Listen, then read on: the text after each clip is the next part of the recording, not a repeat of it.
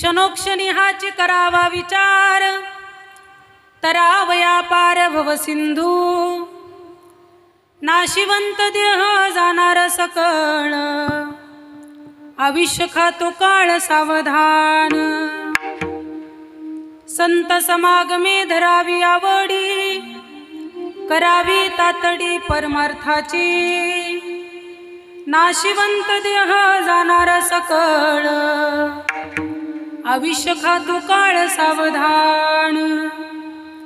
तुका म्हणे हलुकीचा व्यवहारे, तुका म्हणे हलुकीचा व्यवहारे, नका डोळे धुरे भरून राहो, नाशिवंत देह जाणार सकळ, आयुष्य खातो काळ सावधान. विठ्ठल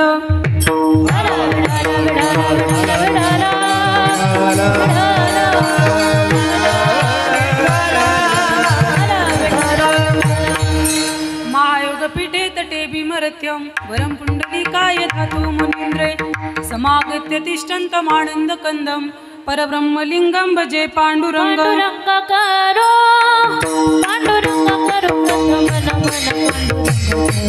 प्रथम नमना, पांडुरंग करो, पांडुरंग करो, प्रथम नमना,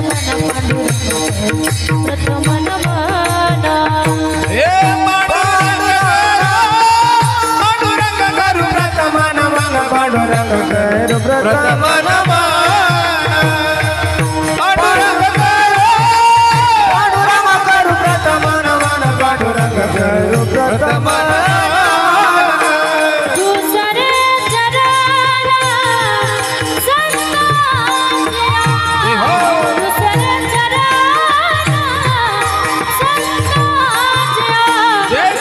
कृपादाने, त्यांच्या कृपादाने कथेचा विसारो, त्यांच्या कृपादाने, त्यांच्या कृपादाने कथेचा विसारो.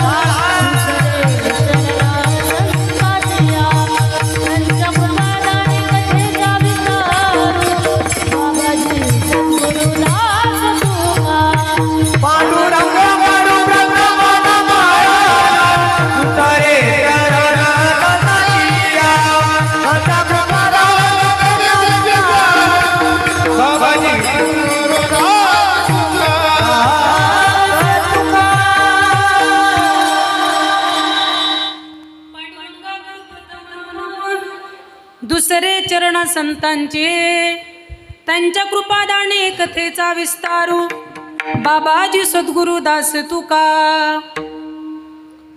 मनोज मार्त तुल्य वेगम, जितेंद्रियं बुद्धिमत्तां वरिष्ठं, वातात्मजो वानरयुत मुख्यं, श्रीरामदूतं शरणं प्रपद्ये. लोकाभिराममरणरङ्गधीरं, राजीवनेत्रं रघुवंशनाथं, कारुण्यरूपं करुणाकरं तं, श्रीरामचन्द्रं शरणं प्रपद्ये. समचरण सरोजं सान्द्रनीलाम्बुदाभं, जगननीतपाणी मण्डनं मण्डनानं, तरुण तुलसीमाला कंदरं कंजनेत्रं, सदैधवलहासं विठ्ठलं चिन्तयामि.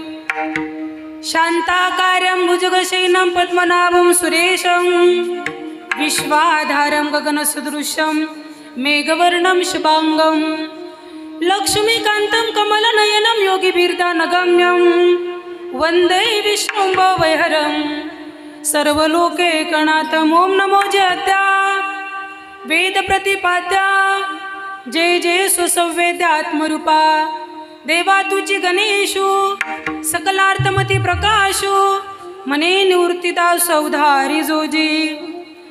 अलंकापुरी रम्य सिंहासनस्थं, पदाम्बोज तेजस्फुरति प्रदेशं, विधीन्द्रादिदैवं सदा स्तूयमानं, समाधिस्थमूर्तिं भजे ज्ञानदेवं. नमो ज्ञानेश मुक्तानेश्वरा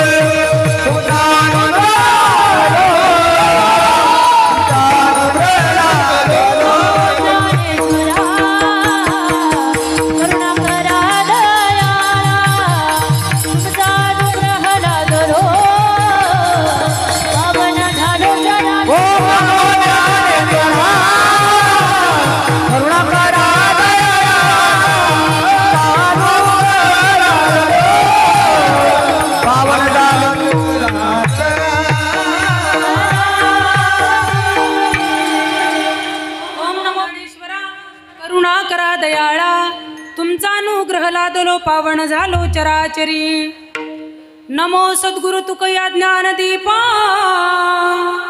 नमो सद्गुरु सच्चिदानंद रूपा नमो सद्गुरु भक्त कल्याण मूर्ती नमो सद्गुरु भास्करा पूर्ण कीर्ती आता हृदय फुले सौफाळून या भले वरी बैसो पाऊले श्री गुरूंचे दयांचे केले स्मरण होय सकळ विद्यांचे अधिकरण तेचे बंधू श्री चरण श्री गुरूंचे ते नमस्कारून आता क्षणोक्षणी हाची करावा विचार तरावया पार भव सिंधू नाशिवंत देह जाणार सकळ आविष्य खातो काळ सावधान प्रस्तुत प्रसंगी प्राप्तस्थळी कीर्तन रूपी सेवेसाठी निवडलेला अभंग तुम्ही जरा बडबड कमी करा आणि इकडे बघा.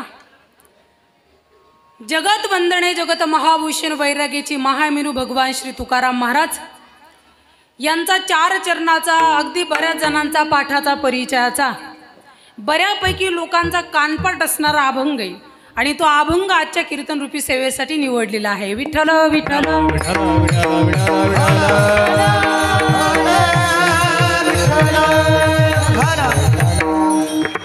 कुठलाही कार्यक्रम म्हटला की काल्पसा परिहार देणं फार महत्त्वाचा असतो, फार गरजेचं असतं. तो म्हणजे असं आज या ठिकाणी कैलासवासी बाबूराव मुरलीधर कांगणे आज या ठिकाणी बाबांचा प्रथम पुण्यस्मरणाचा म्हणजे वर्षश्राद्धाचा कार्यक्रम.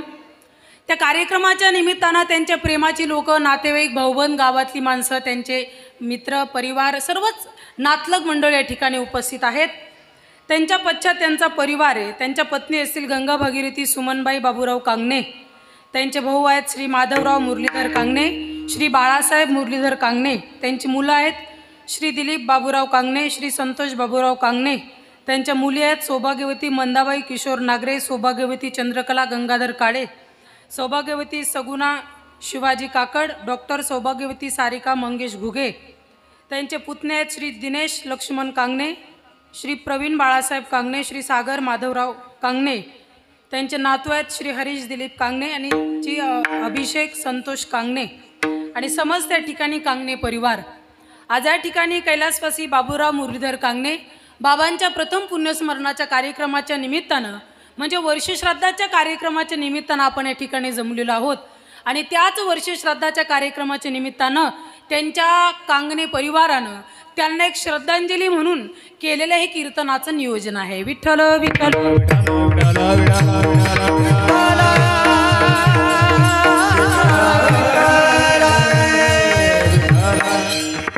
बाबा बाबांच्या पुण्यस्मरणाच्या कार्यक्रमाच्या निमित्तानं त्यांना एक श्रद्धांजली अर्पित व्हावी. त्यांचा आज खऱ्या अर्थानं न्यायाचा दिवस आहे. माणूस गेल्यापासनं ज्यावेळेस आत्मा शरीराच्या बाहेर निघतो त्या दिवसापासनं प्रवास, त्या क्षणापासनं प्रवास चालू होतो. तो वर्ष श्राद्धापर्यंत आत्म्याचा प्रवास चालू असतो आणि वर्ष श्राद्धाच्या दिवशी खऱ्या अर्थाने त्या आत्म्याला योग्य तो न्याय मिळत असतो.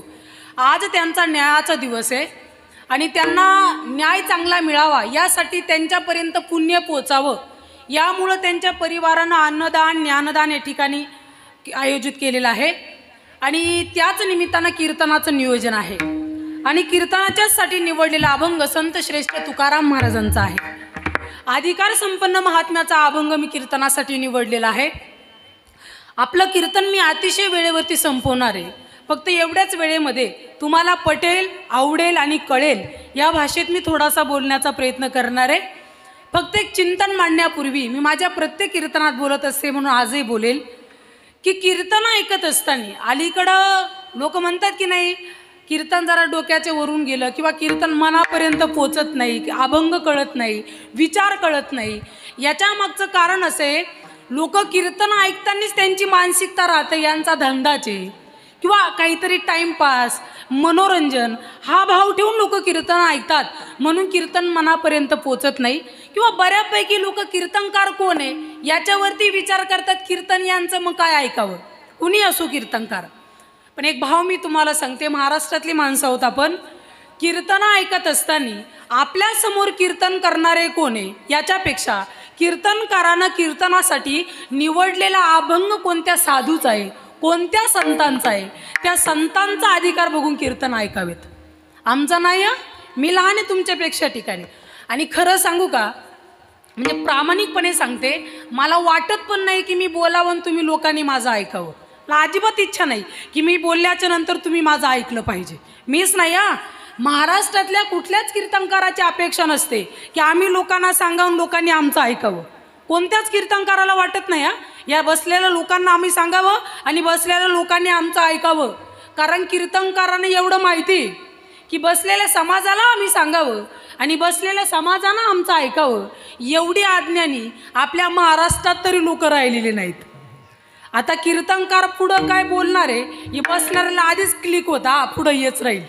इतकी महाराष्ट्रातील लोक हुशार आहे. म्हणून सांगणारे मी आहे म्हणून ऐका असं नाही. सांगणारे तुकाराम महाराज आहेत ना म्हणून तुम्ही आणि मी ऐकलं पाहिजे. आपण प्रत्येकानं ऐकलं पाहिजे.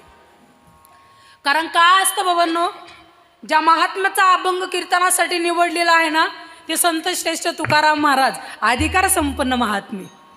अलीकडं समाज कुणाचं ऐकत नाही लोक कुणाचं ऐकायला तयार नाही. लोक फार हुशार झाली.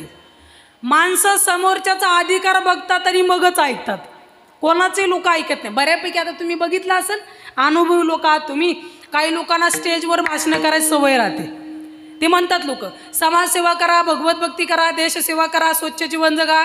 स्टेजवर भाषणं केले जातात पण बसलेल्या लोकांना माहिती राहतं हा कसा आहे.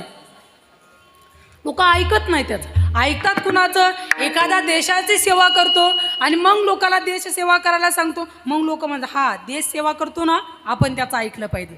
एखादा स्वतः भगवत सेवा करतो आणि मग लोकांना देवाची सेवा करायला सांगतो, लोक त्यांचं ऐकतात. एखादा स्वतः समाजसेवा करतो आणि मग लोकांना समाजसेवा करायला सांगतो, लोक त्यांचं ऐकतात. त्याचप्रमाणे एखादा स्वतः आईवडिलाला मानत असेल आणि मग लोकांना म्हणतो आईवडिलाला माना, तरच लोक ऐकतात की नाही. म्हणजे अलीकडे समाज फार हुशार झालाय. म्हणजे सांगणाराचा अधिकार बघतात आणि मग लोक ऐकतात. तसं आजच्या अभंगामध्ये सांगणारे, मार्गदर्शन करणारे, उपदेश करणारे संत श्रेष्ठ तुकाराम महाराजांसारखे अधिकार संपन्न महात्मे. कोण तुकाराम महाराज सांगू? ज्यांचं नाव ऐकलं तर यम थरथराट कापायचा. राम नाम घेता कापे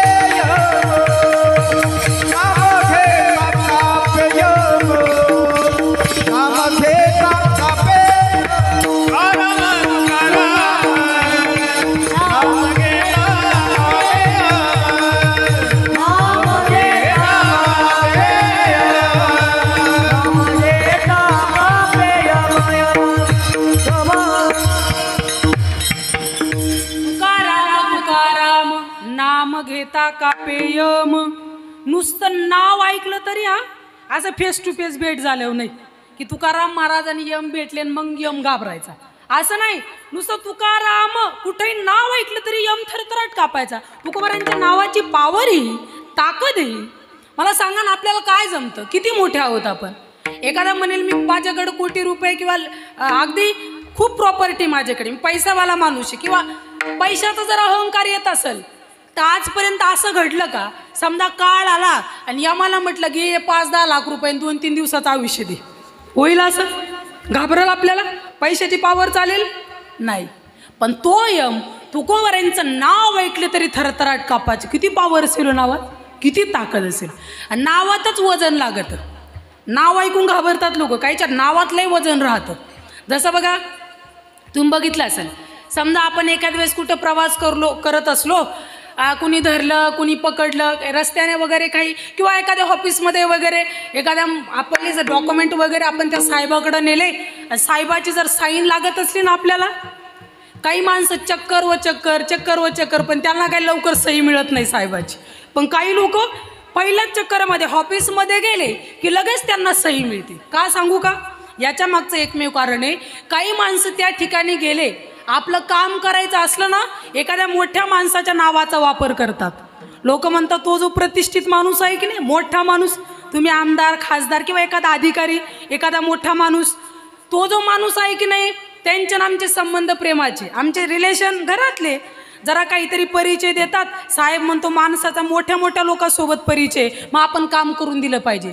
म्हणजे काय होतं, त्या मोठ्या माणसाचं नाव सांगितलं की लगेच आपलं काम होतं. याचा अर्थ काय सांगू का, तो माणूस स्वतःहून येत नाही या मदतीला, पण त्याचं नुसतं नाव सांगितलं तरी आपलं काम होतं. याचा अर्थ नावात ताकद राहते, नावात पावर राहते. तशी तुकोबारांच्या नावाची पावर आहे, यम थरथराट कापतोय. आणि इतके अधिकार संपन्न तुकाराम महाराज अभंगाद्वारे तुमच्या माझ्यासोबत बोलतात. भाग्यवान आहोत आपण. नाही तर मी प्रामाणिकपणे सांगते, अलीकडे आपले 2 अभंग पाठ झाले तरी आपण कोणासोबत बोलत नाही. देवापेक्षा मोठे अधिकारी तुकाराम महाराज अभंगाद्वारे तुमच्या माझ्यासोबत बोलतात. किती लहानपणे तुकोबारांचं. मग तुकाराम महाराज आजच्या अभंगात एकच सांगतात, बाबांनो, फार पुण्याईने तुम्हाला मानवी शरीर मिळालंय. माणसाचं शरीर सहजासहजी मिळणारी गोष्ट नाही. पुण्याईने मिळालं ना तुम्हाला, कारण साधू संत म्हणतात माणसाचं शरीर सहजासहजी मिळत नाही, खूप जन्मांतरीचं पुण्य करावं लागतं, तेव्हा कुठेतरी मानवी शरीर मिळतं. जन्मोजन्मी आम्ही बहु पुण्य केले, जन्मोजन्मी आम्ही बहु पुण्य केले, जन्मोजन्मी आम्ही बहु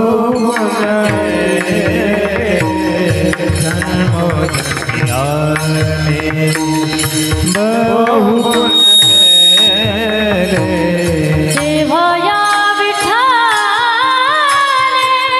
कृपा केली, देवया विठाले कृपा केली, जन्मोजन्मी बहु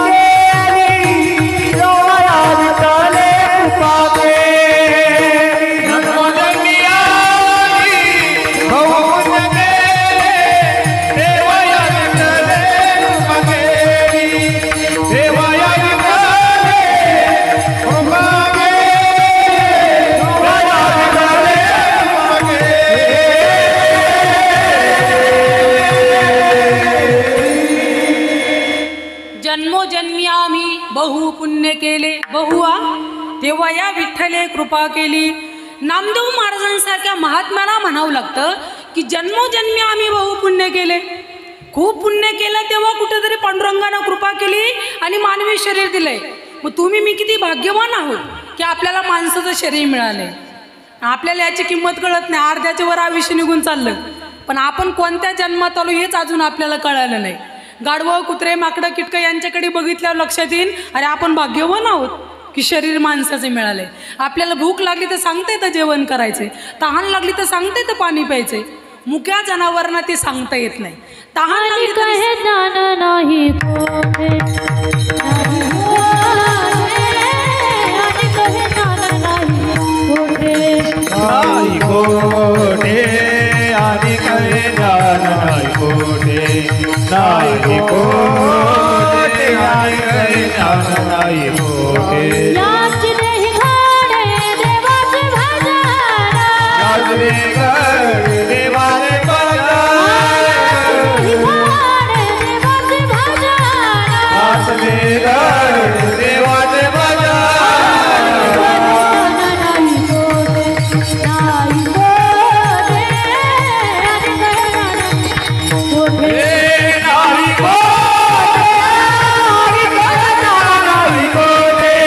नाही कोठे, आणि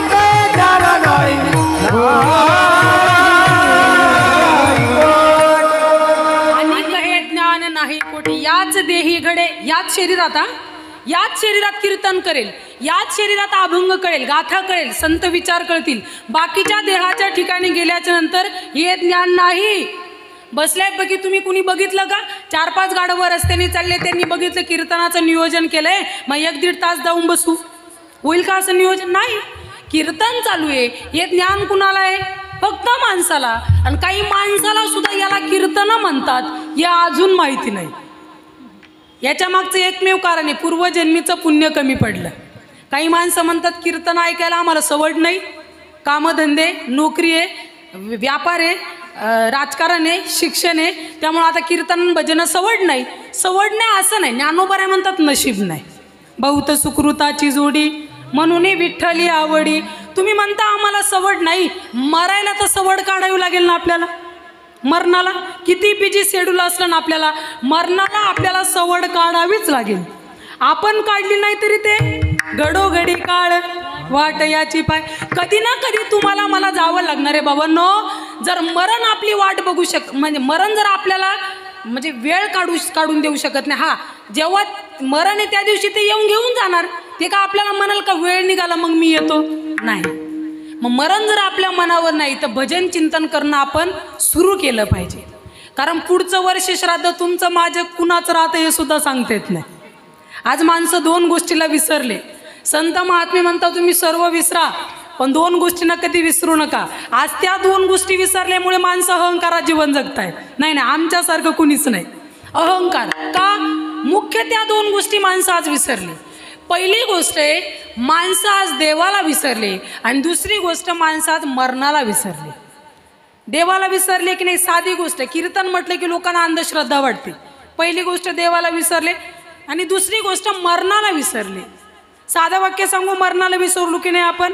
मला सांगा, जी दूरदूरची नातेवाईक आहे त्यांची कालपासून चर्चा आहे. उद्या अशा कांगणे परिवाराच्या ठिकाणी वर्षश्राद्धाचा कार्यक्रम आपल्याला जावं लागणार आहे. म्हणजे कालपासून आपलं नियोजन होतं की वर्षश्राद्धाच्या कार्यक्रमाला जायचं, बरोबर की नाही? आणि आता इथं बसल्या समाज प्रत्येकाला माहिती आहे की तुम्ही आणि मी कार्यक्रम जो आहे, ज्या कार्यक्रमासाठी इथं आलोय तो कार्यक्रम वर्षश्राद्धाचा आहे. कीर्तन कशा निमित्तानं चालू आहे? वर्षश्राद्धाच्या निमित्तानं. हे प्रत्येकाला माहिती आहे. पण मला सांगा, आता इथं बसलेल्यांपैकी एकाच्या तरी मनात आहे का की एक दिवस असं येणार आहे की आपला सुद्धा हाच कार्यक्रम होणार आहे? येत नाही. म्हणजे आता असेल तो भाग वेगळा आहे, हा बा हीच पब्लिक जमेल असंच काहीतरी नियोजन, हे आता येईल तो भाग वेगळा आहे. पण सध्या एकाच्या सुद्धा मनात नव्हतं. आपण अंत्यविधीला जातो, 10वे 13वे महिने वर्षश्राद्ध कार्यक्रम अटेंड करून घरी निघून होतो. पण आपल्या डोक्यात सुद्धा येत नाही की आपल्यासाठी सुद्धा एक दिवस हाच कार्यक्रम होणार आहे. ज्या अर्थी तुमच्या माझ्या डोक्यात सुद्धा नाही, त्या अर्थी दुसरी गोष्ट आज आपण मरणाला विसरलोय. म्हणून संत महात्मे म्हटले, अरे मरण विसरू नका, देह विसरू नका, शरीर जोपर्यंत तुमच्या ताब्यात आहे ना तोपर्यंत सुखी होण्याचा विचार करा. पण नुसता विचार करू नका. तर तुकाराम महाराज म्हटले, विचार करत असताना ना तुम्हाला भवसागर तरायचंय, जीवनातली दुःख संपवून तुम्हाला सुखी व्हायचंय. हा विचार तुम्ही क्षणाक्षणाला करा. अभंगाच्या पहिल्या क्षणी हाचे करावा विचार, क्षणोक्षणी हाचे करावा विचार, क्षणोक्षणी हाचे करावा विचार, क्षणोक्षणी हाचे करावा विचार.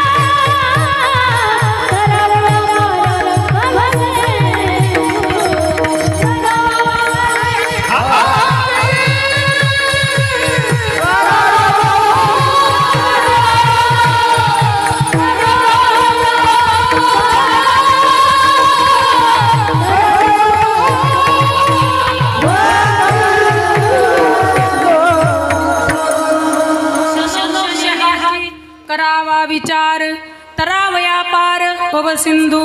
तुकाराम महाराज म्हटले, अरे क्षणाक्षणाला विचार करा, क्षणाक्षणाला करा म्हटले. पण हाच विचार करायला सांगतात महाराज. हाच म्हणजे कोणता? तरावया पार भव सिंधू.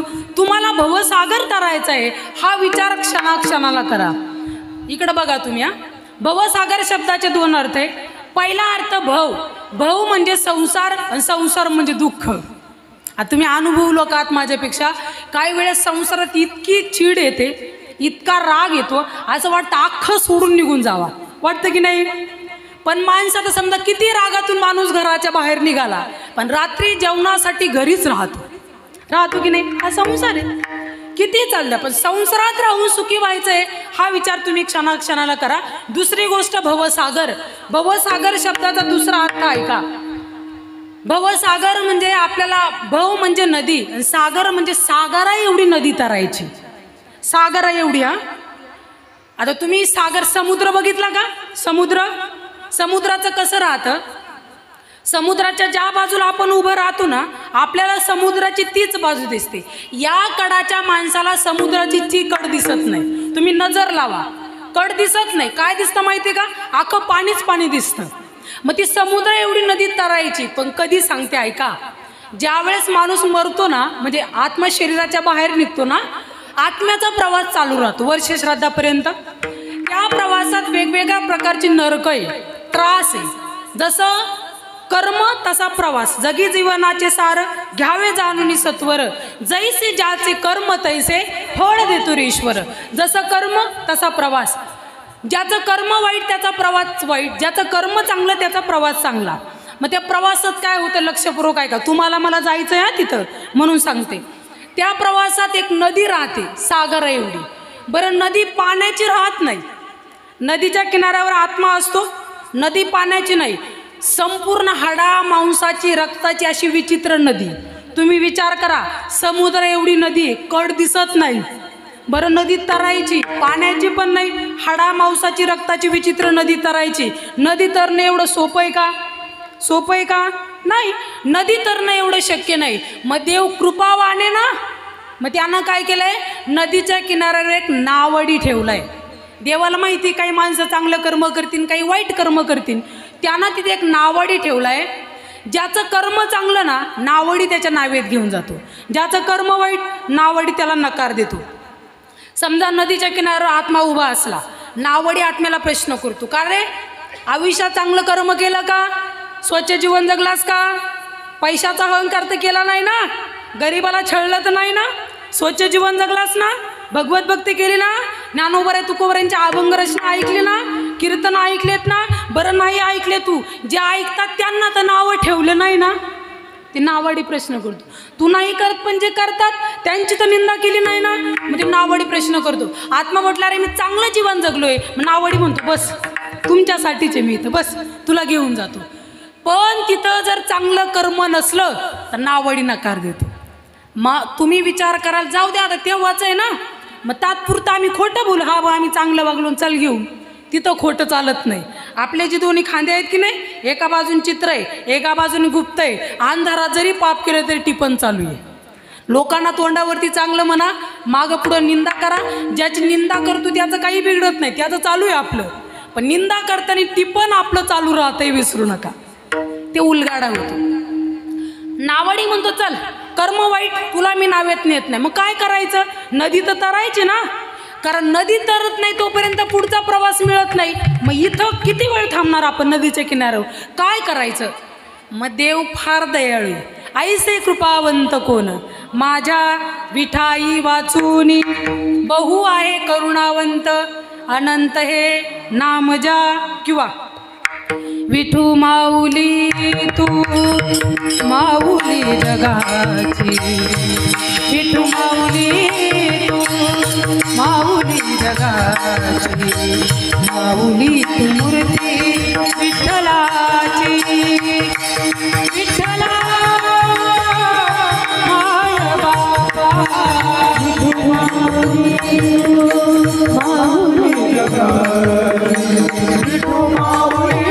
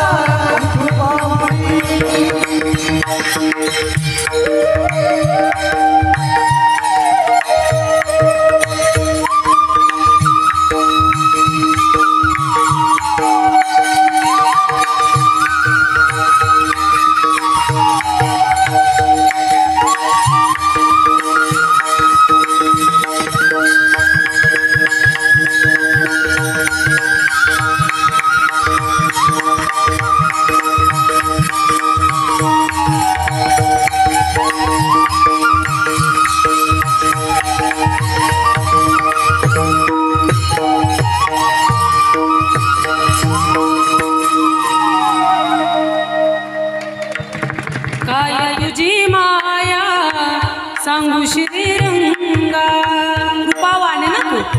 पण नावाड्यानं नकार दिला तर देवानं आणखी एक उपाय काढलाय. आयुष्यभर जर आपण गायीचं संरक्षण केलं, एखाद्या ठिकाणी गोहत्या चालू आहे, ती गोहत्या बंद पाडण्याचं धाडस ठेवलं, किंवा समजा आता सिटीमधली माणसं राहतात, फ्लॅटमध्ये वगैरे गाय ठेवू शकत नाही, बरोबर आहे की नाही. मग लोकांचं तिथं मग लोक म्हणतात मग काहीतरी कारण, आमचा फ्लॅट आहे किंवा आम्ही सिटीत राहतो, मग आता गाय सांभाळू शकत नाही, मग पुण्य कसं मिळणार आम्हाला. मग त्याच्यासाठी एक करायचं, एखाद्या ठिकाणी जर गोशाळा असेल ना, तर आपण आपलं कर्तव्य म्हणून त्या गोशाळेला दरवर्षी त्या गायीसाठी, चाऱ्यासाठी, पाण्यासाठी काहीतरी आपल्या पद्धतीनं आपण नियोजन केलं पाहिजे गायीसाठी.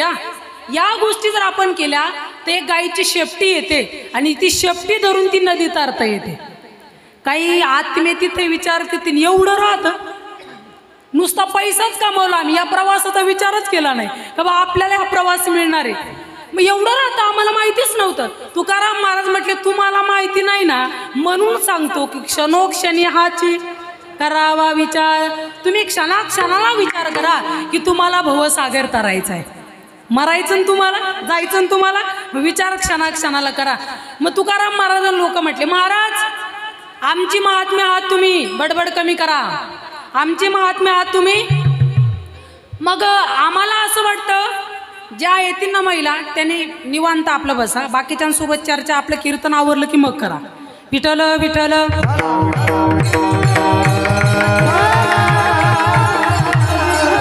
मग तुकाराम महाराजांना लोक म्हटले महाराज हे बघा तुम्ही आम्हाला अभंगात सांगता क्षणाक्षणाला विचार करा.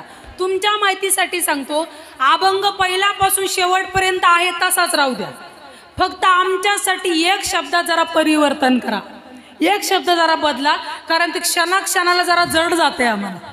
क्षणाक्षणाला म्हणजे सोपं नाही ना. शेतकरी राजा असं आहे, त्यांना जेवायला सवड राहत नाही, कामांमध्ये नोकरीला आहे, राजकारण आहे, शिक्षण, किती काम आहे, म्हणजे क्षणाक्षणाला विचार करणं सोपं नाही. तेवढा शब्द काढा जरा, वर्षानंतर लई झाला तर महिन्यानंतर शब्द टाका, बाकी अभंग ओके. तुकाराम महाराज म्हटले माझीच महात्म्य आहात रे, माझीच लेकरं आहात रे तुम्ही, तुमच्यासाठी शब्द काय अख्खा अभंग बदलला असता. पण ऐका, मी क्षणाक्षणाला का विचार करायला सांगतोय, याचं कारण आहे तुम्ही जर वर्षानंतर विचार करायला जाल ना तर नासकं शरीर आहे, कधी धोका देईल सांगता येत नाही.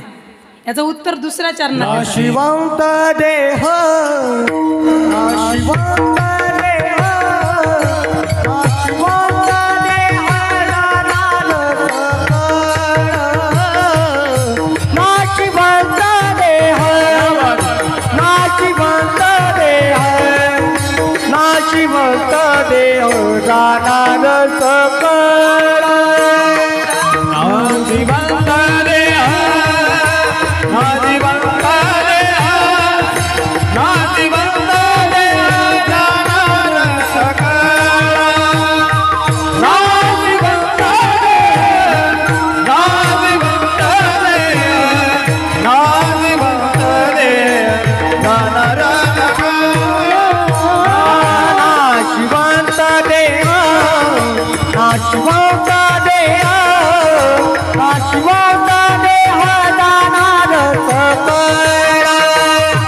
नाशिवंत देह नाशिवंत देह जाणार सकळ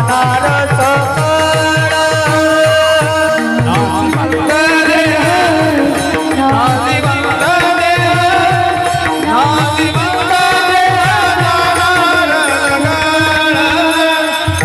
नाशिवंत देह नाशिवंत देह नाशिवंत देह जाणार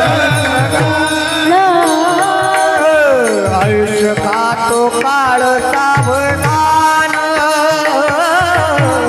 आयुष्य खातो काळ सावधान नाशिवंत देह नाशिवंत देह नाशिवंत देह जाणार सकळ नाशिवंत देह नाशिवंत देह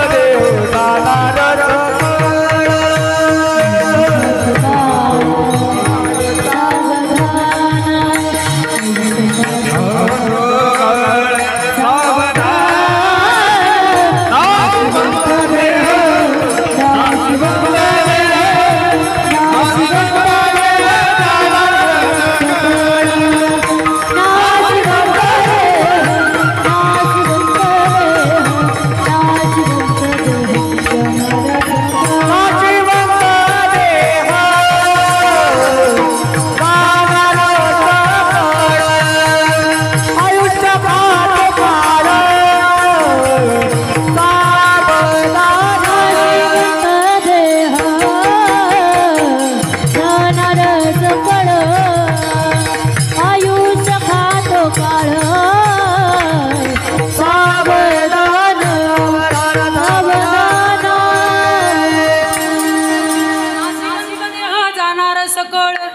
आयुष्य खातो काळ सावधान. तुकाराम महाराज म्हटल्याने नासकं शरीर कधी जाईल सांगता येत नाही, म्हणून विचार क्षणाक्षणालाच करावं लागेल. कारण आयुष्य खातो काळ सावधान. दिवसेंदिवस आयुष्य आपलं कमी होत चाललेलं आहे. काही लोकांना जर म्हटलं भजन करा, तीर्थयात्रा करा, नामस्मरण करा, स्वच्छ जीवन जगा, गोड जीवन जगा, माणसं म्हणतात बघू उद्या परवा पुढच्या वर्षी नंतर. महाराज म्हटले नंतर बघितलं तरी चालेल, पण तुमच्या आयुष्याचा भरोसा नाही ना. क्या भरोसा है इस जिंदगी का, क्या भरोसा है इस जिंदगी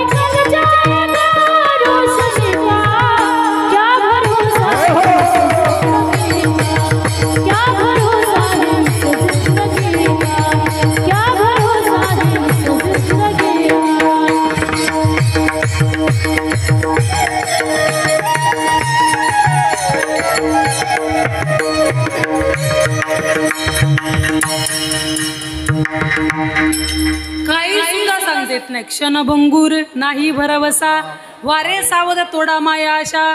माणूस कधी जायला सांगते रे, भक्ती आत्तापासून केली पाहिजे, चिंतन केलं पाहिजे, नामस्मरण केलं पाहिजे, देव मान्य केलं पाहिजे.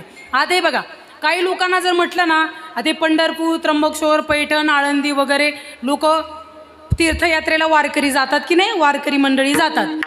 तुम्ही समजा तुमच्या मैत्रिणी, तुम्ही तुमचे मित्र, त्यांना सहज म्हणा, तुम्ही समजा पंढरपूर, त्यांना सहज म्हणा चलन पंढरपुराला, सहज चलन पंढरपुराला. आपली माणसं ठैरून उत्तर देतात बघू तो कधी बोलवतो, म्हणतात की नाही. तो म्हणजे कोण, देव. माणसं म्हणतात बघू तो कधी बोलवतो. तुमच्या माहितीसाठी सांगते, तो कधीच कोणाला बोलवत नाही, तो कधीच कोणाला बोलवत नाही. पण त्यानं एकदा बोलवायचं नियोजन केलं तर परत पाठवत नाही. मग 10वं 13वं महिन्यान वर्ष श्राद्ध त्यानं बोलवण्याच्या आधी जाणं महत्वाचं आहे. म्हणून भगवत भक्ती करा, चिंतन करा, नामस्मरण करा, देव मान्य करा. एक ना एक दिवस मरायचंय हे विसरू नका आणि देवाचं चिंतन करा, भक्ती करा. भक्ती जर करायची असेल तर जे भक्ती करतात त्यांच्याकडून भक्तीचं ज्ञान घेतलं पाहिजे. तुम्हाला मला भक्ती कळत नाही. अलीकडे काय झालं, लोकांना भूतावर विश्वास आहे पण देवावर नाही. अलीकडचा काळ कसा आहे, लोकांना भूत मान्य आहे पण देव मान्य नाही. एक वाक्य सांगू का तुम्हाला, साधू संतांनी ग्रंथात ज्या अर्थी वर्णन केलंय त्या अर्थी भूत असतील. त्यांनी वर्णन केलं म्हणजे भूत आहेत. मग भूत आहेत याचा अर्थ असा आहे की देव नाही. भूत मान्य करतो ना, मग देव का मान्य करू शकत नाही आपण. देवही मान्य केला पाहिजे. कारण आपण भीती, चिंता, टेन्शन या बाकीच्या गोष्टींना घाबरतो, पण विचार केला पाहिजे विश्वाचा मालक आमच्या पाठीमागे उभा आहे, त्याच्यावरती विश्वास ठेवला पाहिजे. त्याच्यावर विश्वास नाही. तुम्हाला पटण्यासाठी एक उदाहरण सांगते. एका गावात काय झालं, पाठीमागे थोडी बडबड कमी करा. एका गावात काय झालं, पूर्वीचा काळ होता, अनेक मुखिया होता. मुखिया गाव सांभाळणारा, ज्याच्याकडे गावाची जबाबदारी असते. तुम्ही अलीकडं गाव सांभाळणारी व्यक्ती असते की नाही, तसा पूर्वीचा काळ जबाबदारी होती. मुखिया होता, पण त्या मुखियानं गावात एक नियम ठेवला होता. आपल्या गावात जर कुणी देवाचं भजन केलं तर त्यांना दंड, कुणी देव मान्य केलं तर दंड, कुणी कीर्तन ठेवले तर दंड. कोरोना काळात होत नव्हतं का तसं, कुणी भजन केलं की त्यांना दंड. त्यामुळं मुखिया गावाचा कारभार बघणारा माणूस, त्यामुळे त्याच्या भीतीमुळं कुणी काही देव मान्य करत नव्हतं, कुणी भजन करत नव्हतं, कुणी कीर्तन ठेवत नव्हतं, कुणी मंदिरात जात नव्हतं. कारण लोकांना वाटायचं मंदिरात गेलं तर मुखिया शिक्षा देईल, दंड देईल. त्याच्या भीतीमुळं काही कुणी भजन करत नव्हतं. पण एकदा काय झालं, दिवसामागून दिवस निघून गेले आणि त्या गावामध्ये मुख्यानं विचार केला, लई दिवस झाले गावाचा कारभार बघतोय, आता एक काम करू, 10-12 दिवस कुठंतरी फिरून येऊ. मुख्यानं फिरायचं ठरवलं. मग फिरायला कुठं जावं? मुख्या म्हटलं आता मुंबईला जाऊ, एकदाची जीवाची मुंबई करूनच येऊ. त्यांना मुंबईला फिरायला जायचं ठरवलं. 10 दिवस गावातनं गॅप घेतला, पण त्याच्या जवळचा माणूस होता, त्याला जवळ घेतलं. त्याला म्हटले, बघ 10 दिवस मी आपल्या गावात नाही, गावाची जबाबदारी तुझ्याकडं. काय? आपल्या गावात कुणाला भजन करू द्यायचं नाही, कुणाला कीर्तन ठेवू द्यायचं नाही, कुणाला विठ्ठल म्हणू द्यायचं नाही, कुणाला देव मान्य करू द्यायचं नाही. जर समजा कुणी देवाचं नाव घेतलं तर मग त्यांना दंड देऊन टाक, जबाबदारी तुझ्याकडं. त्याला सांगून मुखिया फिरायला गेला. पण ज्याला सांगितलं होतं ना की गावात भजन करू देऊ नको, त्याला थोडी देवाची आवड होती. काही माणसं दबावामुळे गप्प बसेल राहतात, त्याला थोडी देवाची आवड होती. हा मुखिया 10 दिवस गावात नाही, त्याला सांगून गेला होता. त्याने गावकऱ्यांना बोलवलं, गावकऱ्यांना सांगितलं, गावकऱ्यांनो, आपल्या गावातला मुखिया 10 दिवस गावात नाही, तुम्हाला काय भजन करायचं तेवढं करून घ्या, काय कीर्तन ठेवायचे तेवढे ठेवून घ्या. ज्याला सांगितलं होतं ना करू देऊ नको, त्यानंच गावकऱ्यांना सांगितलं काय कीर्तन करायचे तेवढे करून घ्या. अशा बैठकी लोकांच्या. मुखिया गावात नाही म्हटल्यावर काही माणसं म्हटले, मुखिया 10 दिवस गावात नाही, मस्त भजनाचं नियोजन करू. काही माणसं म्हटले, तू गावात नाही, मस्त कीर्तन ठेवू. काही म्हटले, अरे तू नाहीच ना, मग कीर्तन होतील आणि भजन होतील, दोन्ही कार्यक्रम ठेवू. काही म्हटले, अरे नीट ऐका, 10 दिवस गावात येत नाही तो मुखिया, 10 दिवस गावात नाही, मग भजन आणि कीर्तन 1 दिवसाचं ठेवल्यापेक्षा 8 दिवसाचा सप्ताह ठेवून घेऊ. मग त्याने नियोजन केलं. पूर्वीचा काळ होता, लवकर महाराज लोक मिळाली जवळजवळची. महाराज लोकांना निमंत्रण दिलं, सप्ताह सुरू झाला. सप्ताहाचा पहिला दिवस पार पडला, दुसरा दिवस पार पडला, तिसरा, चौथा, सप्त्याचा 5वा दिवस सुरू झाला. आणि 5व्या दिवशी मुखियाला मुंबईत फिरू कंटाळा आला.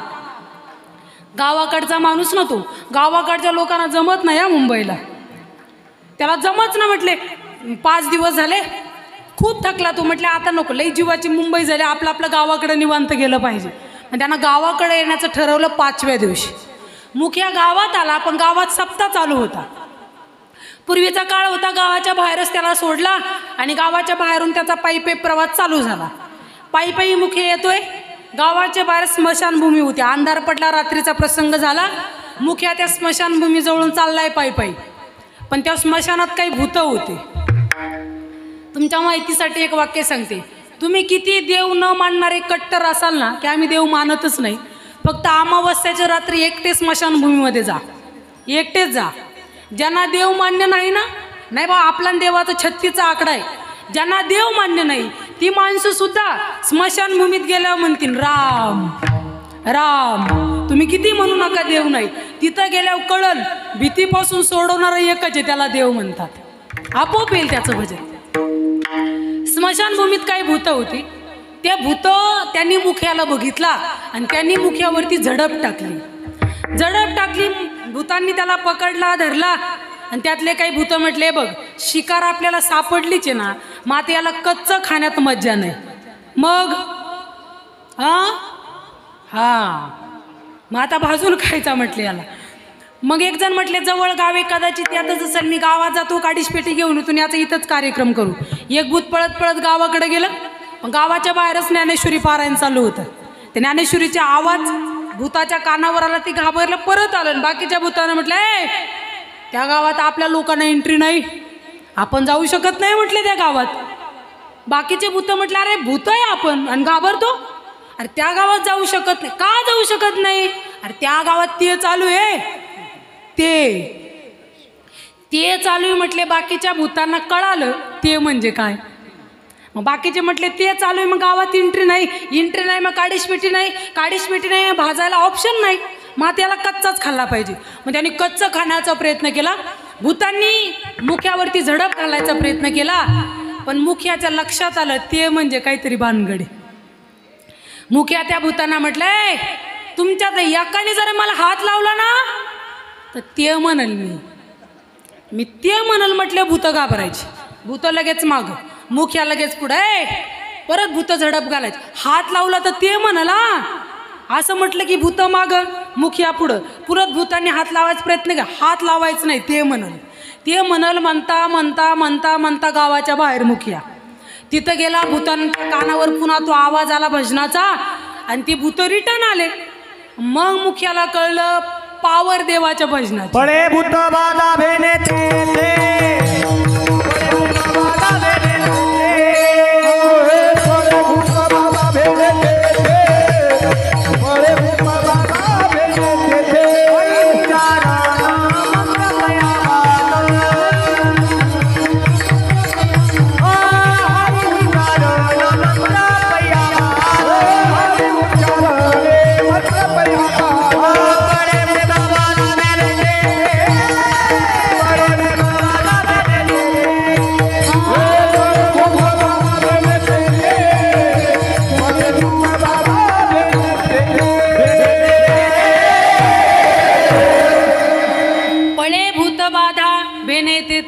हे महाराष्ट्रातल्या कीर्तनकारांनी केलेलं वर्णन असतं तर खोटं असतं. पण ज्यांनी संप्रदाय उभा केला ना त्या ज्ञानोबारायांनी म्हणजे न्यायाधीशानं सहीच करून टाकली की भूताची भीती शिल्लक राहत नाही. देव मान्य करा तुम्ही. भीती वाटली की देव मान्य, म्हणून भूत मान्य करता तर देव का मान्य करू शकत नाही. आपण म्हटलं पाहिजे ह्या भूतांना मान्य केल्यापेक्षा हे ज्यांना घाबरतात तो मान्य करू ना, आम्ही तो देव आम्ही मान्य करू. अरे माणसाने इतका तरी देव मान्य करावा. आता एज्युकेटेड माणसं झाली आहे त्यामुळं लोकांना जरा हे विचार जुने वाटतात. अध्यात्म विज्ञानातली लोक ना आपण लोक म्हणतात देव नाही देव नाही देव नाही. एका वाक्यात देव शब्दाची व्याख्या सांगते. देव म्हणजे काय नेमकं एक लक्षपूर्वक ऐका. हा कीर्तनाचा कार्यक्रम आटोपल्याच्या नंतर तुम्हाला आणि मला सुखरूप घरापर्यंत जाऊ द्यायचं की नाही हे ज्याच्या मनावर आहे ना त्याला देव म्हणतात. मान्य केला पाहिजे आपण देव. इतका मान्य करा माणसानं देव. कधीतरी बंगला बांधला तर म्हटलं पाहिजे पांडुरंगाची कृपा आहे. कधीतरी गाडी घेतली ते म्हटलं पाहिजे पांडुरंगाची कृपा आहे. अहो आपल्या लोकांना तेवढं सुद्धा जमत नाही. आपली माणसं म्हणतात हा देव, कष्ट करायला आम्ही आणि श्रेय देवाला. रात्रंदिवस आम्ही जेवायला सवड नाही इतकी कामं करतोय आम्ही. एवढी कामं श्रेय देवाला. त्याची कृपा असल्याशिवाय तुम्हाला फळ मिळू शकत नाही. मला मान्य आहे ना तुम्ही 99% जरी कष्ट करत असाल ना 1% तरी त्याचा प्रसाद लागतो. तेव्हा माणसाला काही गोष्टी मिळत असतात. त्याची कृपा व्हावी यासाठी तो देव मान्य करा. भजन करा देवाचं. तो कृपावान रे बाबांनो. आपल्या लक्षात येत नाही पण एक वाक्य सांगते तुम्हाला. सकळ जीवाचा करी तो सांभाळ हे त्याच्या कृपाळूपणाचं लक्षण आहे. जी माणसं देवाला मानतात ना त्यांना सुद्धा सांभाळणारा देवच आहे. आणि जे म्हणतात ना अलीकडे देव नाही त्यांना सुद्धा सांभाळणारा देवच. देवानं आपल्याकडे लक्ष टाकायचं बंद केलं ना काहीच शिल्लक राहत नाही आपलं. अहो त्याचं लक्ष जाऊ द्या, निघू द्या आपल्याकडनं. म्हणजे तो आपल्यातून बाहेर जर गेला ना आपल्यात देव आहे मान्य करा तुम्ही. हा आता लोकाला देव मान्य होत नाही पण एक वाक्य सांगते. ज्या दिवशी आपल्यातला देव निघून जातो ना त्या दिवशी आपलीच माणसं आपल्याला जाळायला बाहेर काढतात. हे जीवनातलं खरं सत्य आहे. मान्य केला पाहिजे देव. काय आपल्याला नाही आहे किंमत. आपल्याला वाटत असेल आपल्या प्रतिष्ठेला आपल्याला लोक मान सन्मान काय किंमत आपल्याला अजिबात नाही. आपल्यात असणाऱ्या देवाला किंमत आहे. कारण साधं वाक्य सांगते मी तुम्हाला. आपल्यातला देव निघून गेला तर आपली माणसं ज्यावेळेस अंत्यविधीला येतात ना एकमेकाला कॉल करतात फोन करतात आणि फोनवर विचारतात बॉडी कुठपर्यंत आली. नाव सुद्धा विसरून जातात. बॉडी का ही किंमत नाही ना या शरीराला. जोपर्यंत तो आपल्यात होता तोपर्यंत लोक आपल्याला मान सन्मान द्यायचे. त्याला मान्य करा. मान्य करून त्याचं भजन करा. आणि त्याचं भजन करायचं असेल तर शरणागती साधूची करा. कारण साधू संताशिवाय देव कळू शकत नाही. तो देव फक्त संतांनाच कळला. वेदा नाही नाही कळला अंत पारयाचा कानडा राजा पंढरीचा.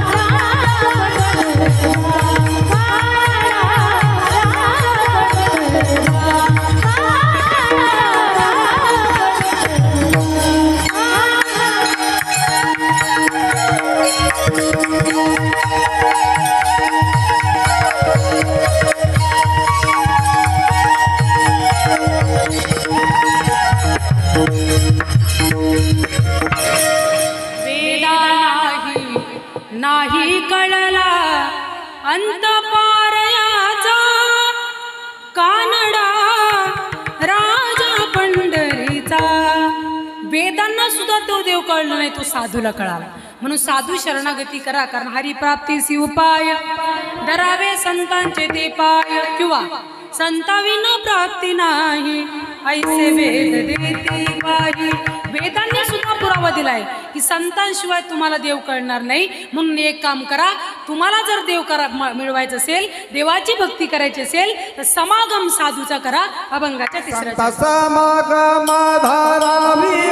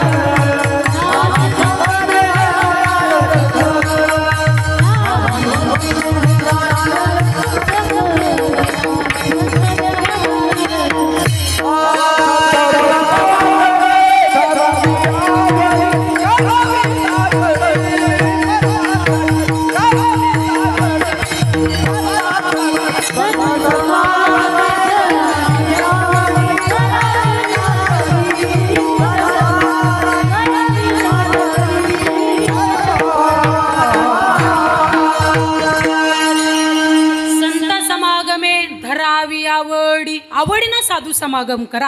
आणि काय करा, करावी तातडी म्हणजे घाई. घाई करा, परमार्थाची घाई करा, कारण नाशिवंत देह जाणार सकळ. आयुष्य खाळ तू काळ सावधान, एक नेक दिवस मरायचे विसरू नका. साधूला शरण जा, संतांना शरण गेलं तर संत कृपा करतात. आज माणसं लाचेरीनं जीवन जगतात, हा माल मोठं करीन तो माल मोठं करीन, हे टाकून द्या. संत कृपा झाली की माणूस 100% मोठा होतो. संत कृपा झाली इमारत फळाली. साधूची कृपा होण्यासाठी साधूचं ऐकलं पाहिजे. अहो संतांचं ऐकलं तर जीवनाचं सोनंच.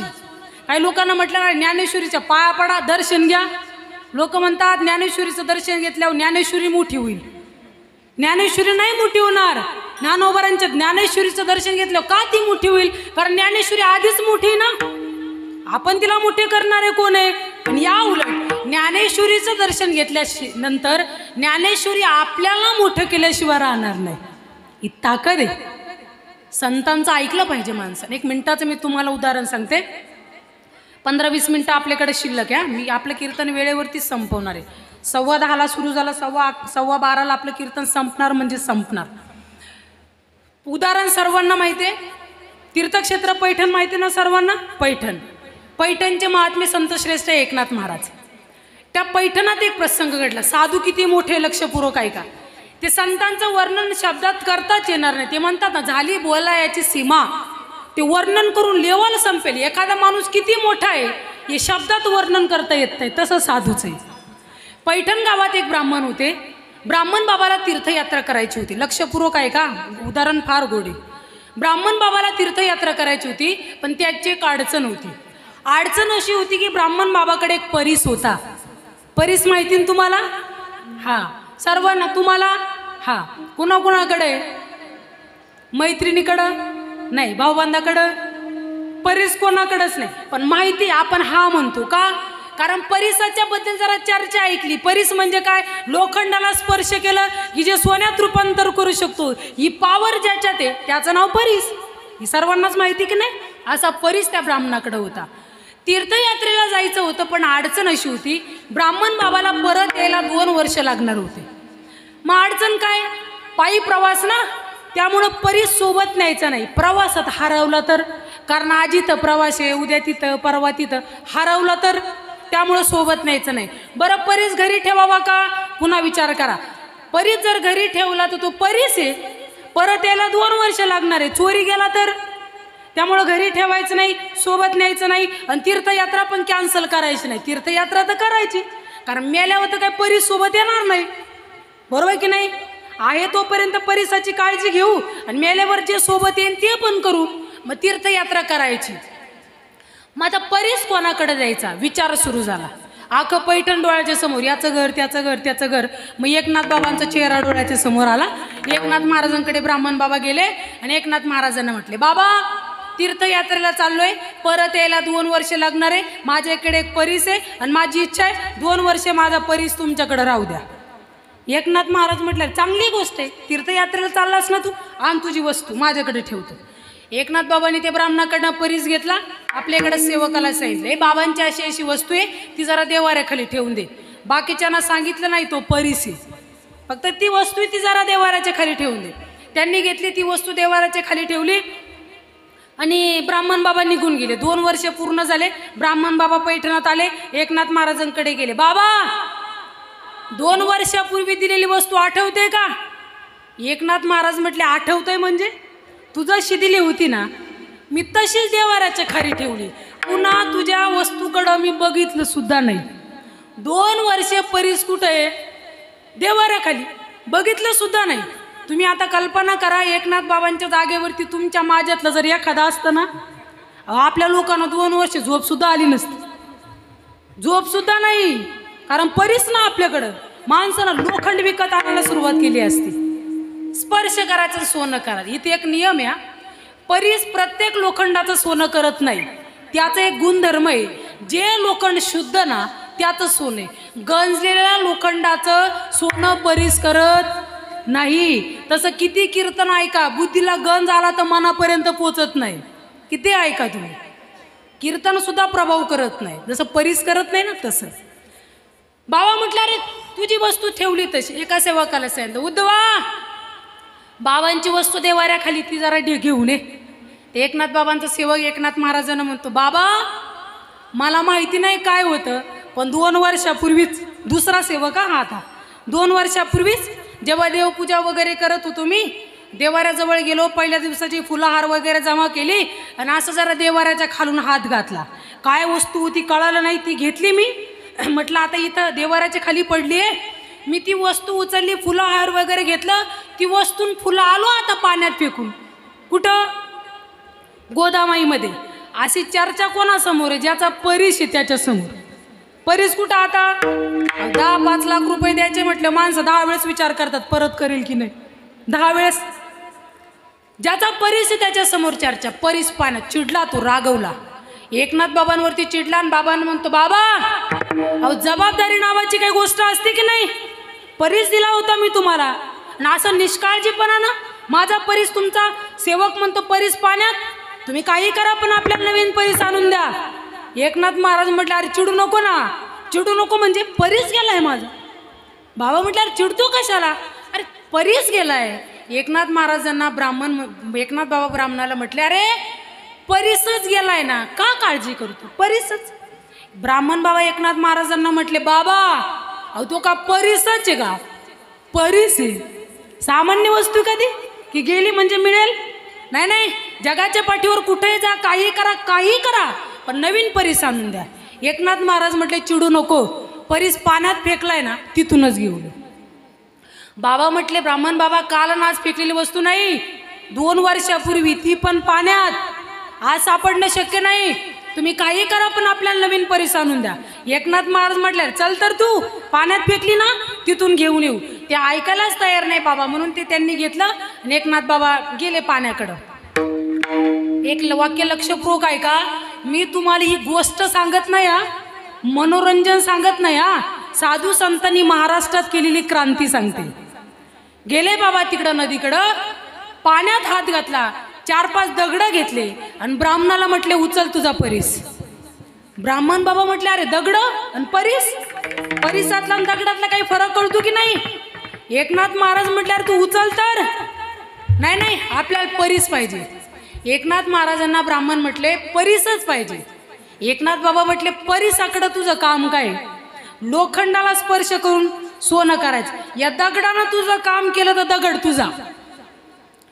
बाबा ऐकत नाही म्हणून त्या ब्राह्मणानं काय केलं, एकनाथ महाराजांच्या हातातले एक दगड घेतला, जवळ एका लोखंडाच्या तुकड्याला स्पर्श केला, लगेच चमत्कार, लगेच सोनं.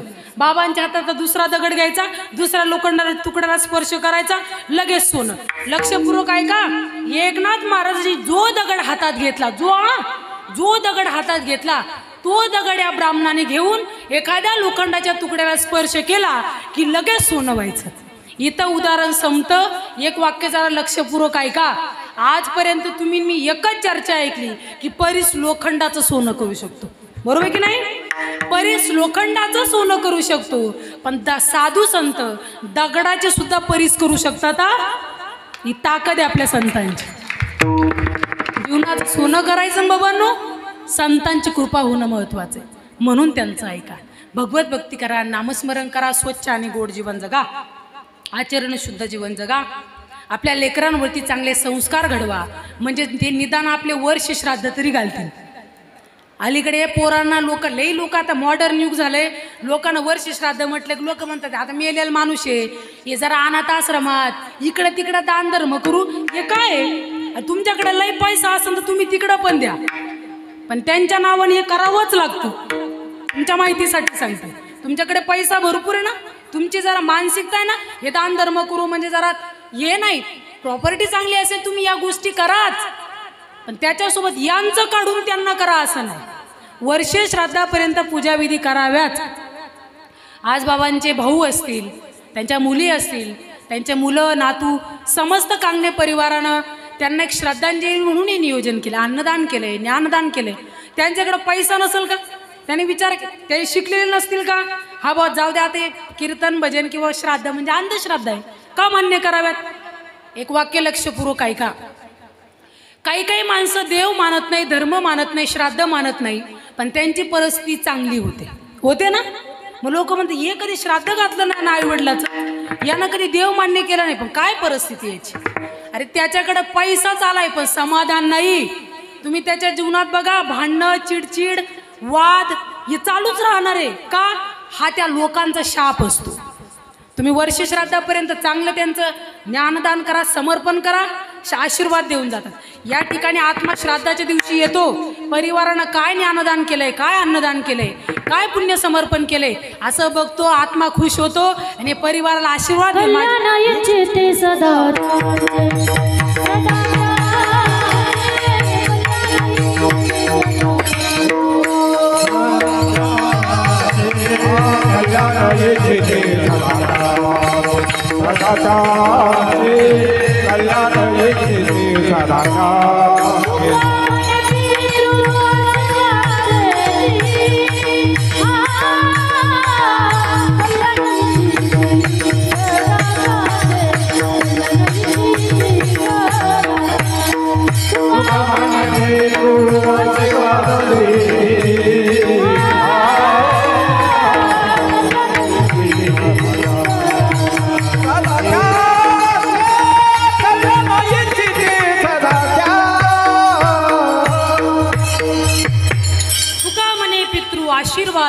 आशीर्वाद देतात आणि त्यांचं अखंड कल्याण व्हावं ही इच्छा व्यक्त करतात. त्यामुळे श्राद्धापर्यंत कार्यक्रम करा, पूजाविधी करा, ज्ञानदान करा, अन्नदान करा.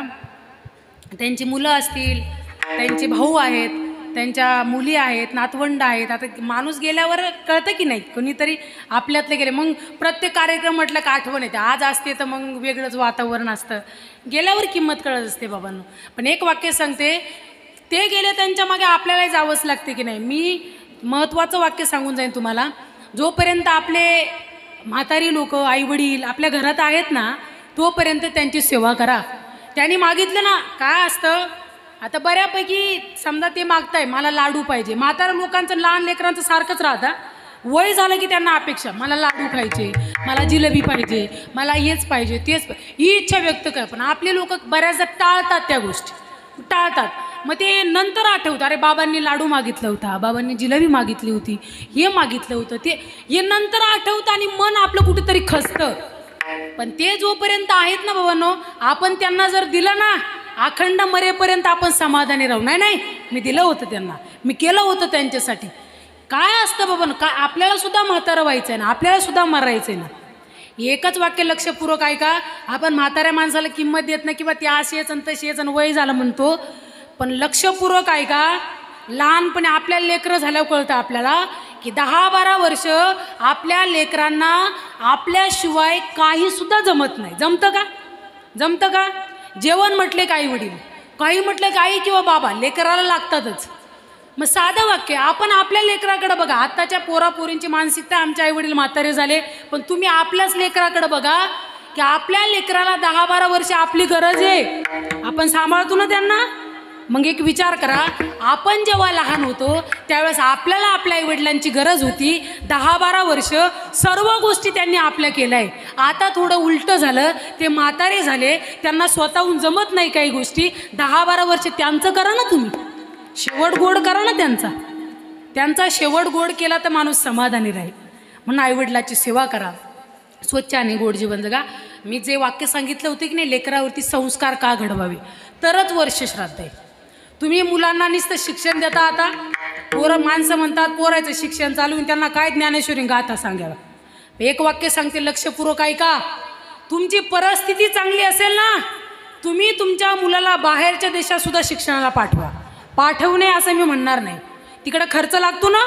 परिस्थिती चांगली असेल तर लेकराला बाहेरच्या देशातलं शिक्षण द्या, पण शिक्षण अशा पद्धतीनं द्या की आपला मुलगा किंवा मुलगी बाहेरच्या देशात जरी शिक्षणाला गेले ना, तर त्यांनी तिथं जाऊन सुद्धा म्हटलं पाहिजे की ज्ञानोबारांच्या महाराष्ट्रातली माणसं आहे, आम्ही तुकोबारांच्या महाराष्ट्रातली माणसं आहे. पण आता उलटं होतं, आपले तिकडं जातात, ते इकडं घेऊन येतात. काय तिकडं प्रगती. अरे शिक्षण आणा तुम्ही, संस्कृती नका आणू. आपल्या संस्कृतीसारखी श्रेष्ठ संस्कृती जगाच्या पाठीवर कुठंच नाही. काय जमतो आपल्याला. आता मॉडर्न का म्हणतो, आता मी थोडं लई नाही थोडं शिकले म्हणून मला माहिती आहे. आता आपण स्वतःला का मॉडर्न म्हणतो, आपल्याला 2-4 भाषा जमतात, हिंदी, मराठी, इंग्लिश, प्रॉपर 2-3 भाषा जमतात म्हणून आपण मॉडर्न आहे. पण वर्णन केलं ज्ञानोबारांचं 56 भाषांचा केला असे गौरव. अरे 2-3 भाषा जमतात म्हणून जर आपण मॉडर्न असेल तर माऊलीला वयाच्या 16व्या वर्षी 56 भाषांचं ज्ञान होतं. ज्ञानोबारांचे विचार किती मॉडर्न असतील. का आपण लेकरांना सांगू शकत नाही माऊली, का ज्ञानोबारांचे विचार सांगू शकत नाही. आपल्या पोरापोरींना ज्ञानेश्वरी म्हटलं ना, ते टपरीव चर्चा करतात. 10वी-12वी शिकायची टपरीव चर्चा करायच्या. काय आहे ज्ञानेश्वरीत काय हे जर बघायचं असेल ना, तर ॲडमिशन PhD ला घ्यावं लागेल. आज महाराष्ट्रात कितीतरी लोक असे की ते ज्ञानेश्वरीवरती PhD करतायत. का कळू नये ज्ञानेश्वरी, का ज्ञानोबाराही कळू नये. क्रांती पवन आपल्या ज्ञानोबारांची. एकच वाक्य, महाराष्ट्रातली मुलगी ना तुम्ही क्लास 1 अधिकारी करा, खूप मोठ्या पदावर नेऊन ठेवा. महाराष्ट्रातला मुलगा आहे ना, खूप मोठ्या नोकरीला लावा. फक्त नोकरीला लावत असताना एकच शिकवण द्या. आपल्या मुलाला आणि मुलीला सांगायचं, बाई दादा खूप मोठं शिक्षण घे बघ, खूप मोठ्या नोकरीला लाग, पण विसरू नका तुझा जन्म ज्ञानोबारांच्या महाराष्ट्रात झालाय. विसरू नको, तुकोबारांच्या महाराष्ट्रात जन्माला आलाय तू. काय क्रांती केली ज्ञानोबारांनी. लोक म्हणतात काय काय काय महाराष्ट्रात. एका वाक्यात सांगते काय ऐका महाराष्ट्रामध्ये. एका 21 वर्षाच्या तरुणाला अख्खं जग माऊली म्हणते, ही ज्ञानोबारांनी महाराष्ट्रात केलेली क्रांती. एवढ्या माऊलीला एवढेशी ज्ञानोबर आहे. वयाच्या 22व्या वर्षी ज्ञानोबारांनी संजीवन समाधी घेतली, पण 21 वर्षात महाराष्ट्रात क्रांती केली ज्ञानोबारांनी. शेवटचं वाक्य सांगते आणि सेवा संपवते. काय क्रांती आहे का ज्ञानोबरांची. जयाचे द्वारी सोन्याचा पिंपळ अंगी ऐसे बळ रेणा बोले अंगी ऐसे बळ रेणा बोले करीन ते काय मोरे महाराज.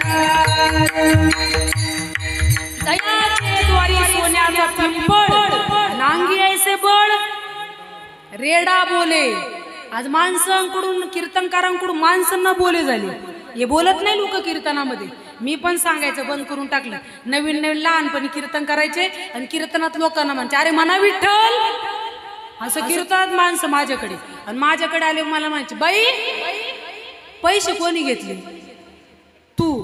मग विठ्ठल कोणी म्हणायचं तू. तुला तोडून दिलं ना आता कीर्तन मग तूच म्हणा आम्हाला गरज. आपली माणसं विठ्ठल म्हणत नाही हो.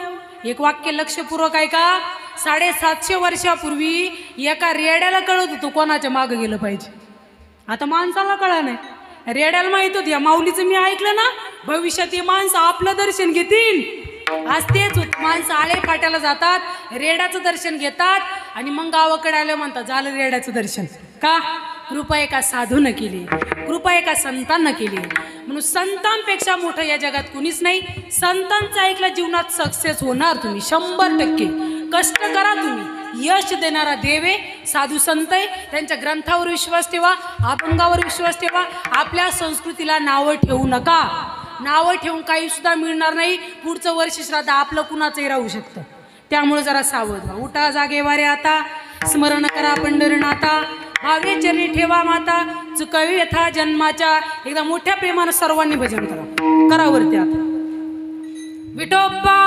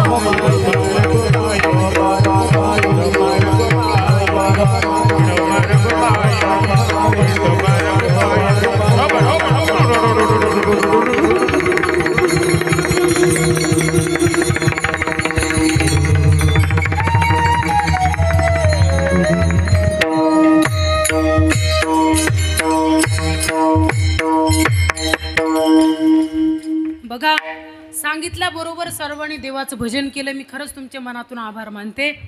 आणि न सांगता सर्वांनी बरोबर लवकर हात खाली केले त्यामुळे तुमचे डबल आभार मानते. कारण आपल्याला असं होतं एकदाचं कधी संपतं बरोबर की नाही. मला एक सांगा राम मंदिर तयार व्हावं याच्यासाठी एवढ्या दिवसापासून वाद चालू होता. मंदिर तयार झालं बरोबर. रामलल्लाची मूर्ती प्राणप्रतिष्ठा झाली. त्या दिवशी महाराष्ट्र नाही हा देश नाही जिथं जिथं जगात हिंदू धर्म संस्कृती आहे की नाही त्या प्रत्येक घराघरात दिवाळी केली की नाही. भगवंताची मूर्ती प्राणप्रतिष्ठा झाली त्या दिवशी. पण मला असं वाटतं ते एका दिवसापुरतं मर्यादित होतं. हा आता झालं ना, ओके बस, आता पुन्हा नको. असं नाही, आपला राम आला ना, अखंड त्याचं त्याच्यासाठी वाद चालला होता आपल्या देवासाठी. त्यामुळे सर्वांनी भजन केलं पाहिजे. एक तर 2 मिनटं सर्वांनी पाठीमागे भजन करा, जेणेकरून बाबांपर्यंतही ते पुण्य पोचेल. कारण नामस्मरणाची ताकदच लई मोठी. घेता नाम विठोबाचे, पर्वत जळतील पापाचे. पांडुरंगाच्या चरणी आपण सर्वांनी प्रार्थना करायची आहे की देवा, बाबांची आता जन्म आणि मरणाची एरजार संपू दे. यानंतर त्यांना जन्म पण नको, यानंतर त्यांना मरण पण नको. त्यांची एरजार संपव. आपले लोक म्हणतात पुन्हा जन्माला यावं. या अपेक्षा ना, या आज्ञानी मानसिकता आहे आपल्या. कारण पुन्हा जन्माला येणं म्हणजे शरीर माणसाचं जी गॅरंटी नाही. म्हणून ज्ञानेश्वरीत शिकवतात, जैसे जीर्ण वस्त्र सांडीजे मग नूतन वेडीजे, तैसे देहांतराते स्वीकारेजे चैतन्य नाथे. ज्ञानोबराय म्हणतात, जुना वस्त्र टाकून माणसं जसं नवीन कपडे परिधान करतात ना, तसं आत्मा पहिलं शरीर टाकतो आणि दुसरं शरीर घेतो. मग गाढवं, कुत्रे, माकटं, किटके हे शरीर मिळूच नाही. ही पांडुरंगाच्या चरणी प्रार्थना करू. देवा, तुझ्या चरणावर बाबांना जागा दे, अशी देवाच्या चरणी प्रार्थना करू. कारण आज खऱ्या अर्थाने न्याय. माणूस जातो त्या दिवशी नाही, वर्ष श्राद्धाच्या दिवसापर्यंत प्रवास असतो. आज त्यांचा न्यायाचा दिवस आहे.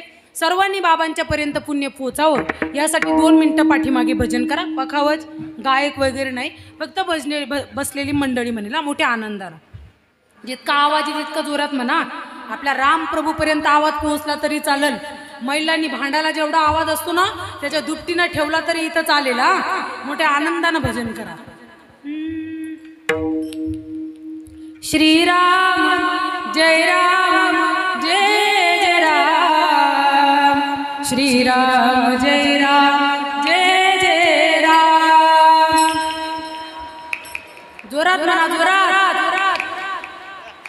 बसलेली मंडळी म्हणा म्हणा. श्रीराम जय राम जय जय राम, श्रीराम जय राम जय जय राम.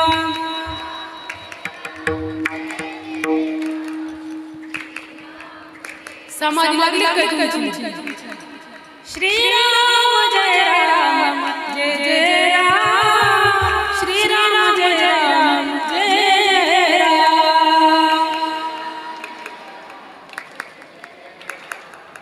आपला देव श्रीराम जय राम जय जय राम, श्रीराम जय राम जय जय राम.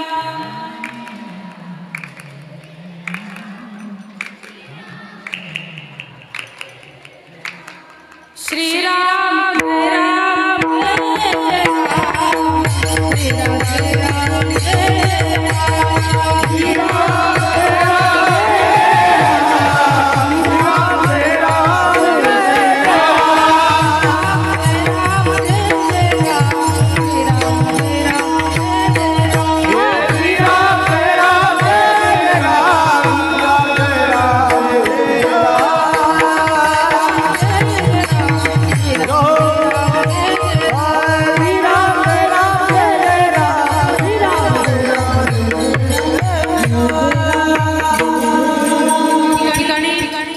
अभंगावरती मी चिंतन मांडण्याचा प्रयत्न केलेला आहे.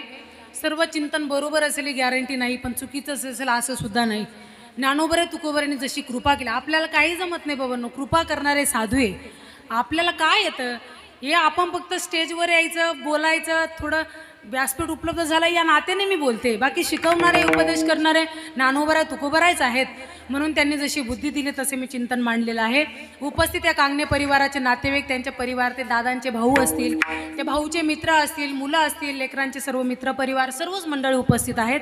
सर्वांच्या ठिकाणी मी आभार मानते. उपस्थित सर्व या ठिकाणी लहान लहान बालगोपाळ आहेत. एकदा जोरदार टाळ्या वाजवा यांच्यासाठी. सर्व लहान लहान बालगोपाळ, सर्व माझ्यापेक्षा वयोवृद्ध टाळकरी मंडळी आहेत. सर्वांचेच मी या ठिकाणी आभार मानते. विनेकरी बाबा असतील, बाबांच्या ठिकाणी आभार. माझी लहान बहीण राणीचे सुद्धा या ठिकाणी आभार. हरिभक्तीपारायण दादा असेल, माऊलीचे सुद्धा मनातून या ठिकाणी आभार. दादा असेल, दादाचे सुद्धा आभार. आणि सर्व वयस्कर मंडळी माझ्यापेक्षा अनुभवी लोक आहेत, सर्वच मंडळीच्या ठिकाणी मी आभार मानते. साऊंडवाले आमचे शंकर भाऊ असतील, भाऊंचे सुद्धा या ठिकाणी मनातून आभार. बासरी वादन, एकदा जोरदार टाळ्या वाजवा. अगदी समय सूचकता आहे, अगदी गोड. दादांच्या ठिकाणी मी मनातून आभार मानते. मृदुंगाचार्य आमचे हरिभक्तीपरायण राजेंद्र महाराज असतील, दादाचे सुद्धा मनातून या ठिकाणी आभार. सर्वच मंडळीच्या ठिकाणी मी आभार मानते. आमचे ताजने भाऊ असतील या ठिकाणी उपस्थित आहेत, त्यांनी सुद्धा या ठिकाणी निमंत्रण दिलं किंवा फोनवर बोलले दादा सो त्यांच्या ठिकाणी आभार. सर्व कांगणे परिवाराचा आभार मानून झालेली सेवा सकल संतांच्या चरणी, वारकऱ्यांच्या चरणी, भगवान श्री विठ्ठलाच्या चरणी समर्पित करते आणि सेवेला या ठिकाणी पूर्णविराम देते.